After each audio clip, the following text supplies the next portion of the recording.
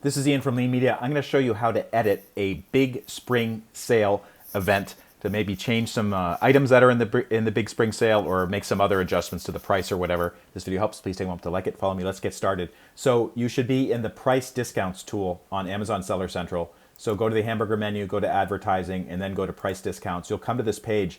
If you've created an event, you may not see it here. And the reason is because Amazon by default filters it to non-events. I don't know why it does it, but that's the way it is. Click events, and then you can see the big spring sale item that you've set up in the past. So this is actually two products I've set up in the past. I'm going to click the edit button on the right, and then you can see that here are the items that I have. I'm going to add another edit, another item. Let's see if I can do it, if it's going to let me do it. So I'm going to plug in the ASIN.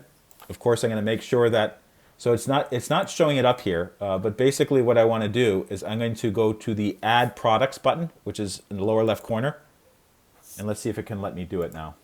So this is all products. Okay, here it is.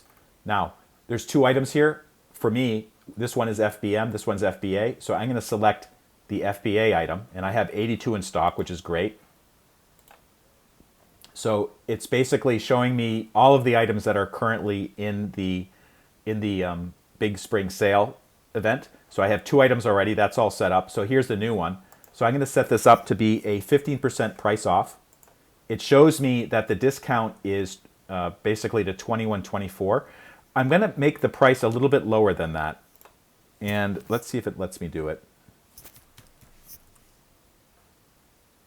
And then it lets me select how many items I want to commit. And the great thing about this is I don't have to commit everything. So I can leave a little bit left over for after the sale period. So I'm going to do that. So I'm going to commit 50 to the sale. And potential funding, the amount of total funding in local currency you would provide if the ASIN sold through all of its committed units. Potential funding is calculated by multiplying the funding per unit and committed units for the ASIN. So maybe another way of thinking about this is basically how much it's going to cost you because you're not selling it at the regular price. I'm going to submit edits.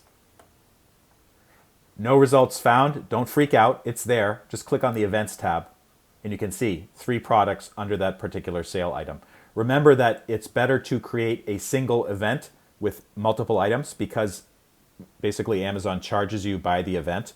Not by the item. So basically I'm putting everything into the single sale, into the this one event. The other thing is make sure that you have enough inventory available for the big spring sale.